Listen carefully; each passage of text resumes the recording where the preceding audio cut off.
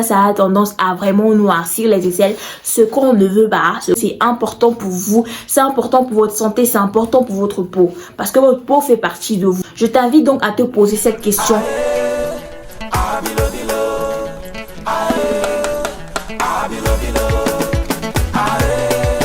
Hello guys, bienvenue dans cette nouvelle vidéo. Aujourd'hui, on va parler de comment lutter ou comment en finir avec l'hyperpigmentation. Si c'est un sujet qui t'intéresse et si c'est une vidéo qui t'intéresse, je t'invite à rester jusqu'à la fin de la vidéo parce qu'à la fin, je partagerai des astuces qui vont te permettre d'en finir avec cette hyperpigmentation. Je tenais à faire un disclaimer. Je ne suis pas médecin. Je partage juste avec vous ce qu'on m'apprend en école de médecine. Donc voilà, si je peux dire ça, je suis un petit bébé docteur. Première des choses que tu devrais savoir, c'est que l'hyperpigmentation, c'est la coloration plus foncée de la peau sur certaines zones par rapport à d'autres zones de la peau. Cette hyperpigmentation-là peut être présente sur plusieurs régions de la peau, à savoir les aisselles, les genoux, le coude, les phalanges, que ce soit des mains, des pieds, c'est présent, ou alors d'autres zones du corps. Avant de savoir comment en finir avec l'hyperpigmentation, il faudrait déjà que tu saches quelle est la cause de ton hyperpigmentation. Il faut savoir que les hyperpigmentations sont de plusieurs causes. Elles peuvent être dues à l'épilation ou au rasage, au frottement, aux habits que vous portez et à vos habitudes. Elle peut être due à l'utilisation de certains déodorants, que ce soit des parfums ou des déodorants ou même des savons. Elle peut être due au frottement que vous faites avec vos habits. Et pour les coudes et les phalanges et les genoux, elle peut être due aussi à l'appui. Vu que ce sont souvent des zones d'appui, on a tendance à se mettre sur les genoux, comme je suis là présentement pour faire cette vidéo, mais vous ne voyez pas. Que ce soit sur les coudes, on a tendance à souvent se mettre en appui dessus et ça impacte en fait sur notre peau. Les hyperpigmentations peuvent être dues à certaines maladies. Et oui, certaines maladies peuvent donner des hyperpigmentations à l'instar du diabète. Donc, il faudrait déjà savoir quelle est la cause de ton hyperpigmentation. Je t'invite donc à te poser cette question. Depuis quand j'ai cette hyperpigmentation et à quoi est-ce que c'est dû? Si tu te dis peut-être j'ai eu cette hyperpigmentation depuis telle date, j'ai changé de parfum depuis telle date, tu vois que tu pourras mieux te retrouver par rapport à comme ça. Maintenant, si vous voulez y remédier, parce que pour certaines personnes, c'est désobligeant, là, je vais vous partager plusieurs astuces qui vont vous permettre d'en finir avec l'hyperpigmentation. Et en plus, je vais détailler pour vous ce dont vous aurez besoin. On y va. Pour en finir avec l'hyperpigmentation, il faudrait prendre soin de votre peau. Vous devez garder votre peau fraîche, propre et hydratée. Ça va permettre de plus éliminer les peaux mortes, de plus favoriser un renouvellement cellulaire qui va permettre à votre peau de plus vite éliminer les peaux mortes. Si vous voulez une vidéo qui parle en détail de comment prendre soin de sa peau et la maintenir toujours hydratée, je vous invite juste à me créer en commentaire, oui je le veux et je ferai volontiers. Oui, je ferai volontiers. La deuxième des choses qu'il faudrait savoir, c'est que il faut boire beaucoup d'eau. C'est important pour vous,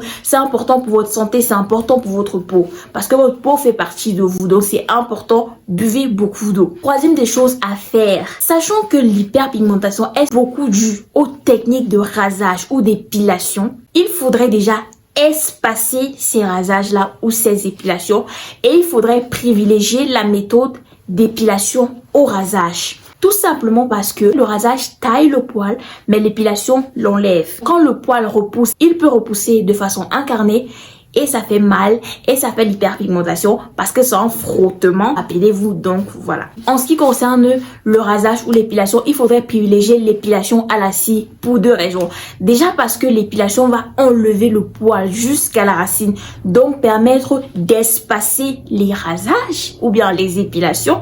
De deux, parce que l'épilation à la cire en fait a cette capacité là que quand vous retirez la bande de cire, ça va permettre en fait d'emporter certaines peaux mortes. Donc c'est un peu une petite astuce que vous pouvez ajouter en plus si vous voulez plus vite éliminer votre hyperpigmentation. Après, il faut aussi éviter l'épilation à la crème dépilatoire parce que ça a tendance à vraiment noircir les aisselles, ce qu'on ne veut pas, ce qu'on veut éviter, voilà, ce qu'on veut éviter. Du coup, voilà. Autre chose qu'il faudrait savoir, portez des vêtements qui ne vous frottent pas les aisselles. Portez les vêtements qui ne vous frottent pas les aisselles, qui ne vous frottent pas, qui ne vous... voyez, voilà, vous avez compris. Portez les vêtements amples, en fait, les vêtements qui ne causent pas de frottement. Arrêtez de porter les vêtements qui sont comme ça là, qui vous tiennent comme ça. Mettez un pull, vous voyez, comme moi. Periods. Mettez de beaux vêtements, des vêtements qui ne vous servent pas, des vêtements qui ne vous tiennent pas, des vêtements qui ne vous font pas transpirer bizarrement. D'autres choses, c'est de mettre les bonnes matières. Parce que quand vous allez mettre des bonnes matières, vous n'allez pas trop transpirer, vos aisselles vont mieux se porter.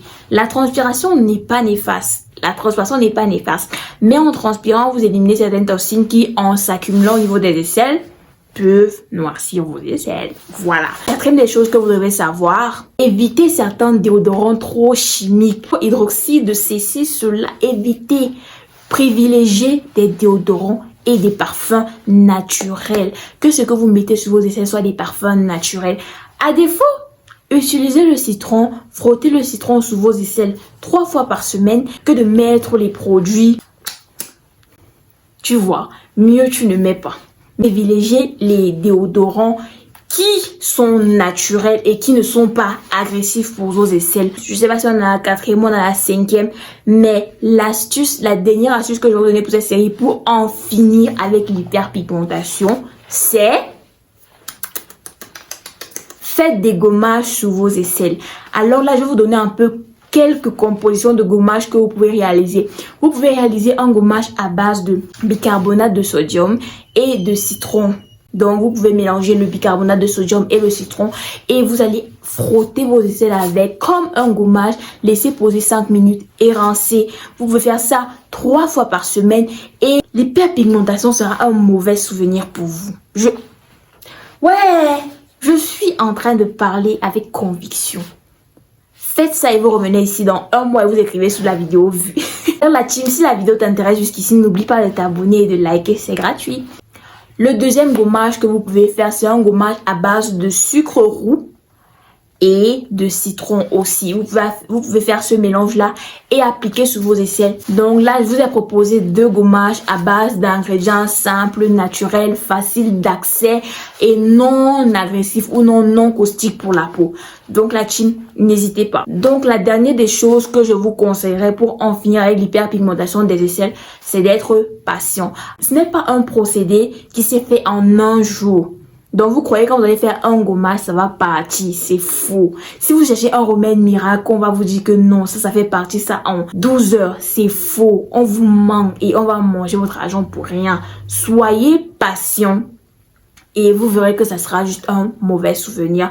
Au bout de 2 semaines, 1 mois, vous verrez déjà les premiers résultats. Et j'ose croire que ça en vaut la peine de patienter que de vous précipiter dans des produits qui ne sont même pas vrais. Et à la fin de vous faire arnaquer pour rien. C'était pour moi mes astuces pour lutter ou en finir ou même éviter l'hyperpigmentation des aisselles. Alors si vous avez d'autres astuces, n'hésitez pas à me dire en commentaire. Sachez qu'on apprend chaque jour, donc je serai ravie de vous lire et de vous répondre en commentaire.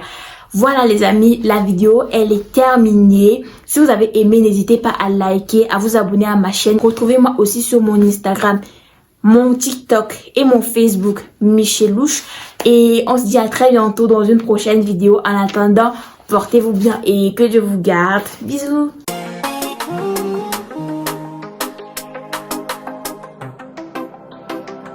Solo je naviguais, toi t'es monté à bord.